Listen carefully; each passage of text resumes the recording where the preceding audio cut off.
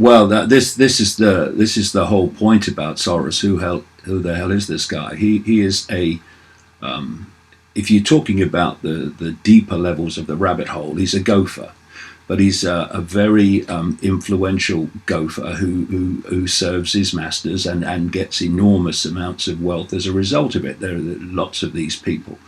And Soros is everywhere now. It's a very simple thing about Soros. If Soros wants it, the 1% want it. The controlling elite want it because he's a front man for them.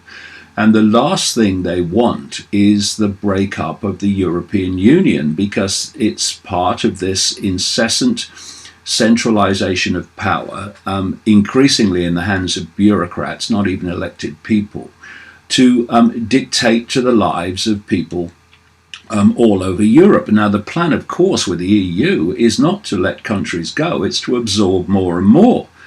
And so they had a massive shock with the Brexit referendum for a simple reason.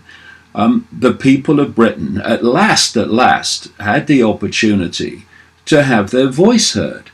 You see, what's been happening more and more, and I've seen this decade after decade, is that the working class of Britain that supported the old traditional left has had no voice whatsoever. It's not had a voice, of course, through the right of centre Conservative Party, but it's not had a voice either through the alleged left of centre Labour Party, the traditional party of the urban working class in Britain, because particularly since Tony Blair, it was hijacked again by our version of this progressive mentality, to the point where you really couldn't tell the difference between left and right, and it's of course, if you look behind it, it's a one-party state anyway, like both sides of the Atlantic. But what the situation has been is that it's what I call the gimme vote. If you become a gimme vote, then it's over. You're not going to get any representation at all. And what I mean by that is that if you are a certain area of society, let's say the urban working class, then the Labour Party sees you as a gimme vote, because they say, well, who else are you going to vote for apart from us? So therefore, we don't have to look after the urban working class, because they're going to vote for us anyway. We've got to look and focus our attention and our rewards, if you like, for voting for us, with those that we need to spin the difference between not being elected and being elected. And so decade after decade, this urban working class in Britain has been completely neglected. No matter who they voted for, their voice was never heard. And then along came the Brexit referendum, which was a in-out simple choice, not having a political party involved to dilute the will of the people, if you like, and that's where it came from. But the gimme vote had been so taken for granted by then that it shocked the establishment that this referendum went the way it did. Now, of course, as I said, actually within an hour of the vote happening, this is just the start, because the establishment, the manipulative web is not going to accept this. They're going to try to stop it, and that's what we're seeing now, as you've quoted there, with George Soros funding these groups to try to overturn it. This is the whole thing that's going on, and to overturn the will of the people. And what you have is many people in politics, in the political class, whether left, right, centre, or whatever, who are behind this campaign to stop Brexit happening. And there is an elephant in the living room here. I mean, George Soros is described as the godfather of the left, because he massively funds these progressive groups and massively contributed to the takeover of the left of this progressive mentality. But then you've got people like Sheldon Adelson, who are described as the godfather of the right.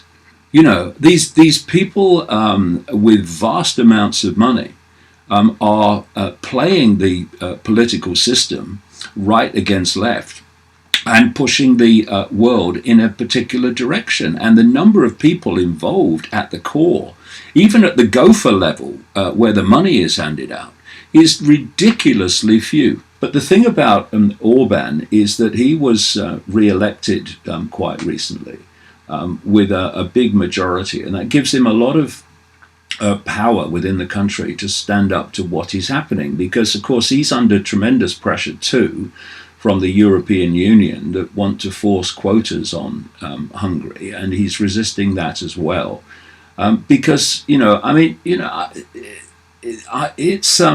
it's just quite blatantly obvious what's happening. Anybody wants to open their mind and look. The idea is to transform European society and create divide and rule and conflict on the back of that. And we should also all remember that the incoming migrants, the great majority of them, are just as much victims of this manipulation as the incoming population. And while a lot of a great number of Muslims do not want to integrate, some do. It's not completely black and white. The point is, you've got two groups of people who are coming from different cultural standpoints, who are being fused together for the benefit of a tiny elite that's actually behind it all. Well, when I say fusion, I mean coming together of two cultures. An enormous amount of it's not fusing at all in that sense of the word fusion. As we've seen in Sweden, you've got basically a ghetto situation, and this is the other point too. And you see this with MS-13 in America.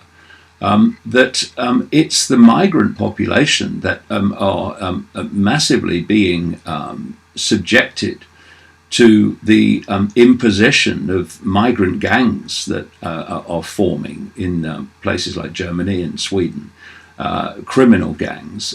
It's the migrant population that are that are most actually targeted by these people. I mean, who's targeted most by the triad groups out of China? It's Chinese people in the various countries, and so it's not black and white. It's about mentality, and the mentality of these gangs that are forming in Europe and in America is that anything goes. Anything goes, yeah.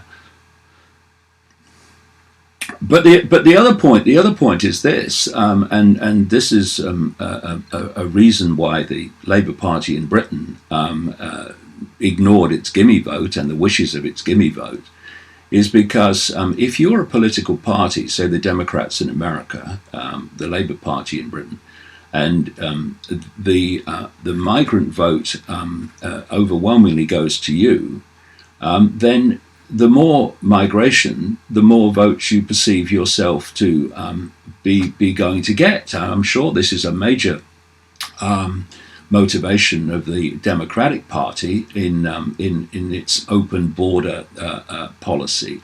And we've just had this story out of Scotland where the Scottish National Party is proposing to give asylum seekers and those waiting to get citizenship, to give them the vote.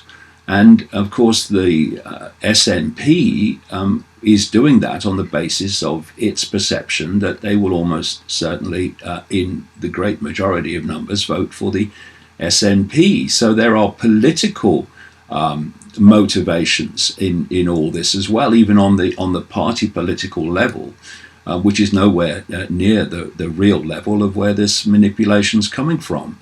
So there are many aspects to this, but dividing and ruling and bringing disharmony to societies, because it's so easy to manipulate chaos as opposed to harmony, is the bottom line of all of it.